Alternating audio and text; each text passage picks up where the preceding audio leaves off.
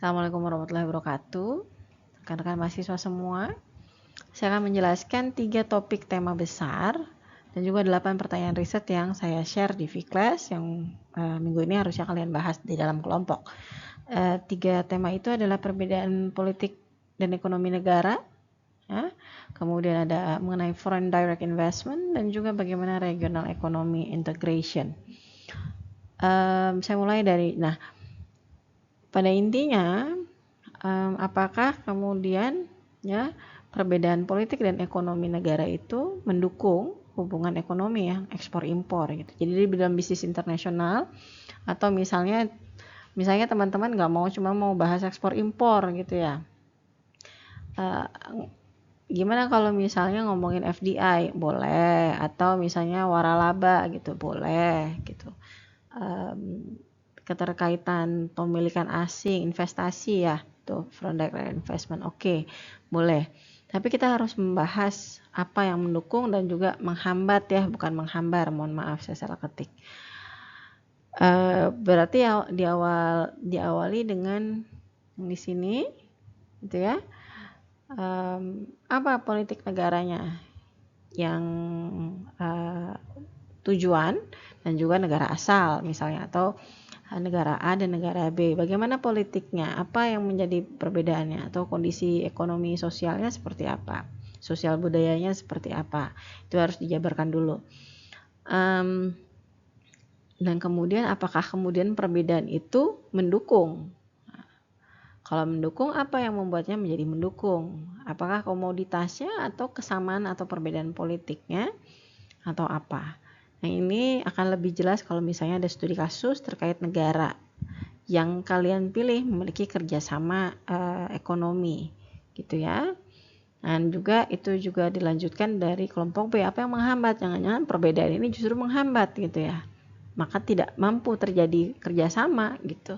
Jadi bukan bagaimana kerjasama ekonomi internasional itu terjadi atau bisnis internasional itu terjadi, malah gagal gara-gara itu. Yang secara umum kelompok H yang akan cukup berbeda adalah bagaimana kemudian melihat globalisasi secara umum. Apakah globalisasi di sini memberikan keuntungan atau kerugian gitu. Ketika orang menggunakan aplikasi TikTok gitu ya, itu salah satu contoh dari globalisasi. Apakah bagi Indonesia gitu ya, atau bagi UMKM itu merupakan keuntungan atau tidak gitu, atau sebetulnya bagaimana dengan masyarakat di Cina gitu, apakah dia mendapat keuntungan atau kerugian, atau sebuah desa di belahan mana, dunia mana gitu, kenapa menguntungkan gitu loh, apakah benar untung atau tidak. Karena ya misalnya TikTok ya, Anda harus lihat TikTok itu yang miliknya siapa, pajak berapa persen masuk ke Indonesia, apakah dia bayar pajak atau enggak, apakah kemudian data-data yang dimiliki oleh TikTok mengenai UMKM yang ada di Indonesia malahan disalahgunakan dan dimanfaatkan dalam bentuk kapitalisasi data yang lain gitu. Ini akan sangat berpengaruh pada eksplorasi yang Anda lakukan untuk melihat bahwa topik ini menjadi topik yang menarik. Dan kemudian pada foreign direct investment ini sebetulnya kelemahan dan kekuatan itu, kalau Indonesia tuh lebih mudah kadang-kadang kita melihat kelemahannya. Kenapa? Misalnya peraturan nggak jelas, banyak pungli gitu ya, dan seterusnya gitu. Dan seperti kejadian banyak yang dilakukan deportasi untuk bule-bule yang ada di Bali gitu. Apakah kemudian itu menjadi suatu citra buruk bagi investment di Indonesia gitu, karena mau liburan aja kayak diusir-usir gitu, apakah mungkin gitu ya.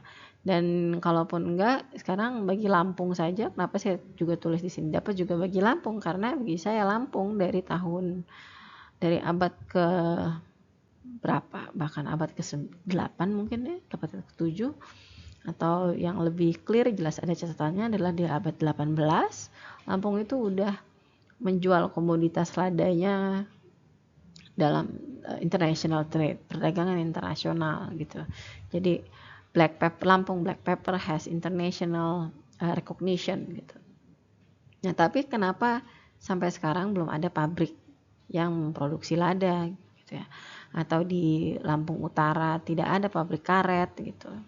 Atau tidak ada pabrik singkong di Waikanan gitu. Itu apa yang menjadi hambatannya? Atau seperti yang dari Lampung Barat mungkin juga bisa lihat betapa geotermal ada gitu. Saya maaf Pesibar atau Lampung Barat mungkin saya salah ya. Geotermal itu bagaimana pemanfaatannya? Apakah kemudian mengapa kita masih membutuhkan, atau misalnya Anda harus memiliki rasionalisasi kenapa kita masih membutuhkan investasi dari luar negeri? Apakah kemudian kita mampu melakukan investasi secara internal gitu ya, maksudnya secara komunal gitu, masyarakat Indonesia investasi aja sendiri, nggak usah kok, kita nggak perlu orang Amerika kok, kita nggak perlu kok orang Korea. Ini juga perlu melihat siapa yang paling mungkin melakukan investasi di Indonesia. Artinya apa? Harus memiliki kesamaan atau pengembangan teknologi yang terjadi di negara maju itu mampu diaplikasikan di Provinsi Lampung gitu. Itu gambarannya untuk foreign direct investment. Ya, dan juga bagaimana foreign direct investment ini jangan-jangan cuman pintu masuk aja, ternyata mereka tetap saja melakukan produksinya tetap di negara asal gitu. Jadi hanya cuman marketing office yang di sini, jadi penyerapan tenaga kerja masih dominan berada di headquarternya, di kantor pusatnya. Makanya benefit bagi Indonesia tidak sebanyak itu.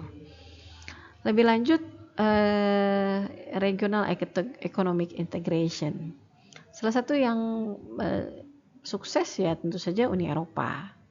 Kenapa Uni Eropa? Karena Uni Eropa mulai mungkin sudah cukup lama ya. Tapi sebetulnya kalau asosiasi regional yang cukup tua itu adalah salah satunya ASEAN. ASEAN itu planning on 2025 it's zero trade barrier. Jadi barang yang masuk dari dan ke Indonesia atau dari ke masing-masing negara ASEAN itu 0%. Artinya apa?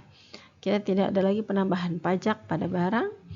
Nah, tapi apakah ini kemudian membuat barang kita mampu, misalnya barang sulaman tapis mampu bersaing dengan sulaman yang berasal dari Thailand, atau keripik mangganya Thailand bisa bersaing dengan keripik singkong yang dibuat oleh Lampung atau Indonesia, atau keripik pisang ya. Bagaimana?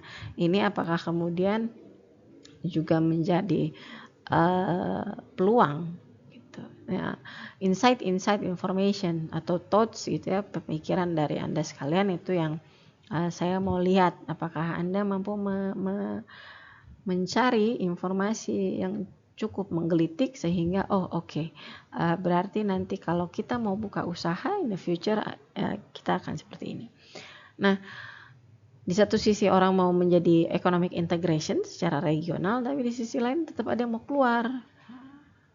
Di UK, United Kingdom atau Inggris mau keluar dari EU, sudah keluar bahkan ya, peristiwa Brexit gitu, walaupun beberapa tahun yang lalu. Tapi kenapa dia harus keluar ketika semua negara mau masuk ke dalam EU dan mau menjalin kerjasama dengan EU, European Union ya maksudnya ya gitu. Nah, your knowledge,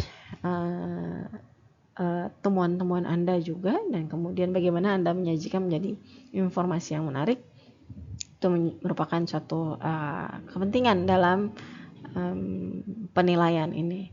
Nah, YouTube yang Anda buat, walaupun saya bilang bisa unlink gitu ya, unlisted, supaya misalnya ya tidak mau di-share kemana-mana gitu, tapi link-link YouTube itu akan saya reshare di Vclass di masing-masing kelas, supaya teman-temannya juga bisa menyaksikan penjelasan Anda gitu. Walaupun misalnya di antara kalian juga di angkatan ataupun di kelas juga bisa saling men-share materi kelompok ya. Tapi I think would be best for you untuk bisa menonton dan juga men-share yang kalian buat. Di Senin besok untuk kelas B, karena kelas B paling banyak kelompoknya, itu akan masuk 7.30 dan kita akan berdiskusi.